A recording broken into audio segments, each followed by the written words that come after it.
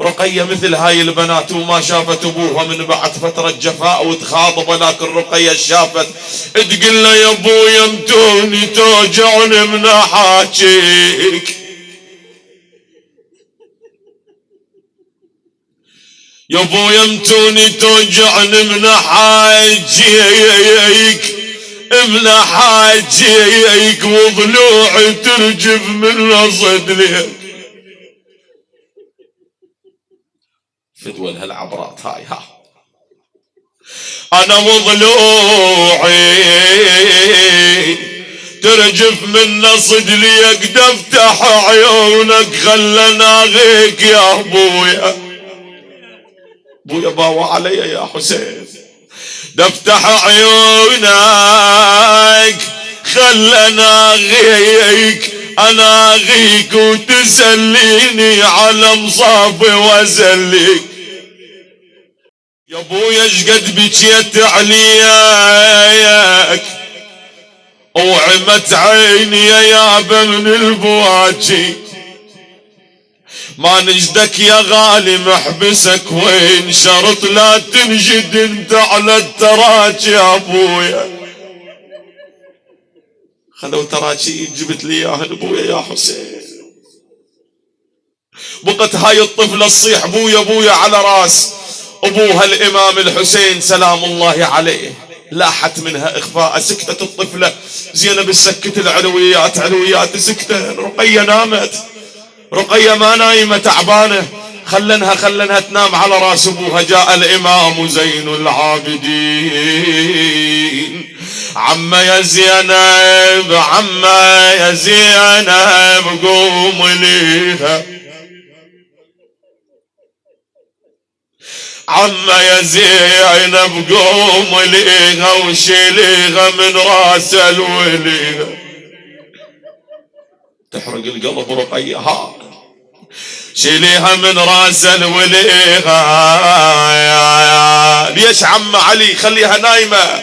عم ماتت الطفلة من بجيها من بجيها من بجيها، ماتت الطفلة من بجيها، اخت انكسر قلب عليها، اخت انكسر قلب عليها.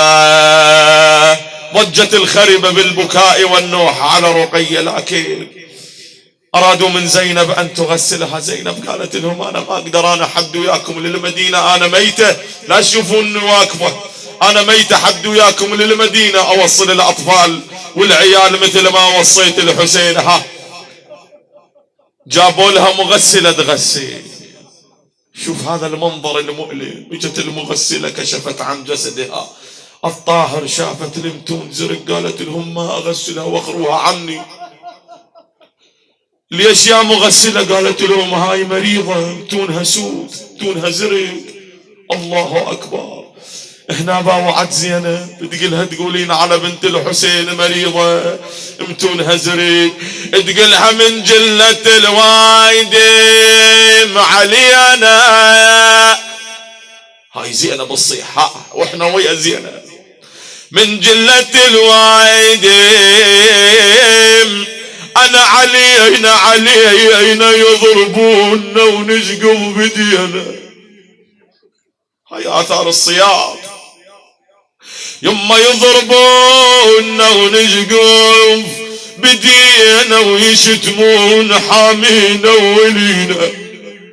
لكن يا مغسلة عتبي مو عليك، عتبي على واحد بس، عتبي على حامي الضعين الضعينة ابو فاضل خويا، عتبي على حامي الضعينة عباس خويا قوم لنا. عباس عباس يا خويا نولينا وشفنا الذي ما شايفينا، وشفنا الذي ما شايفينه. رجع الضعن من الشام وين راحوا؟ إلى كربلاء. لكن زينب مستحية من الحسين، شلون راح توقف يم قبر الحسين وش تقول له؟ والحسين خلى رقية أمانة يم زينب، وخي زينب هاي الأطفال أمانة برقبتي، شلون راح توقف يم الحسين وش تخاطبه وصلت؟ شو تقول له؟ بالله تقول له يا حسين يا حسين زينب من عبده، يا حسين زينب من عفتها، من عفتها للشام دول وقتها.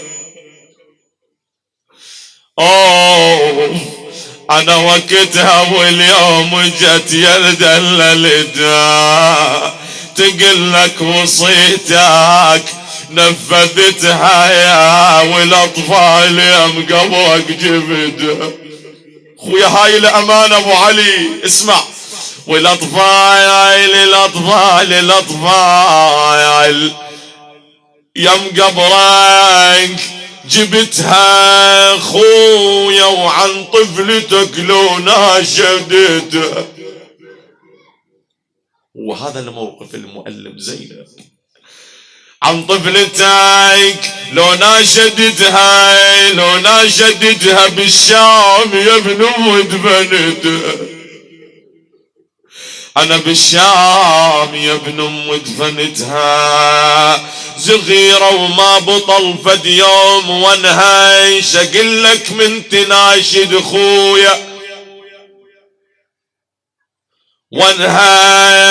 وانها اجاها الموت لارض الشام، وانها عمرها وبالغرب ماتت رقية، عمرها وبالغروب ماتت رقية. آخر موقف استجابة الدعاء والله هاي الليلة كنا عندنا حوائج وعندنا مرضى ومصينا بالدعاء أيضا، هواي من أخوتنا بكل المجالس نروح يا من لوين ما تروحون ادعوا لنا، عندنا أمراض مستعصية بيت الدعاء. ها عندما رجع ضعن زينب من كربلاء إلى المدينة واجت طبت ام البنين وبجت ويا زينب ويا العلويات، لكن اسمع موقف ام البنين، اجت ام البنين تباوع بوجوه العلويات وحده وحده، تشوف من اللي موجوده من اللي ما موجوده. مولاتنا زينب تسالها تقولها يما يا ام البنين علي من الدورين، تقولها من عبيجن من عبيجن ما انعزل مكان.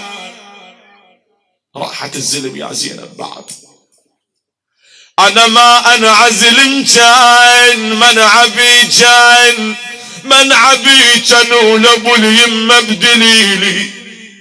اسمع سؤال ام البنين، ولابو اليمه بدليلي من عبيجن عبايه صغيره ماكو. عرفت علي من تسال ام البنين؟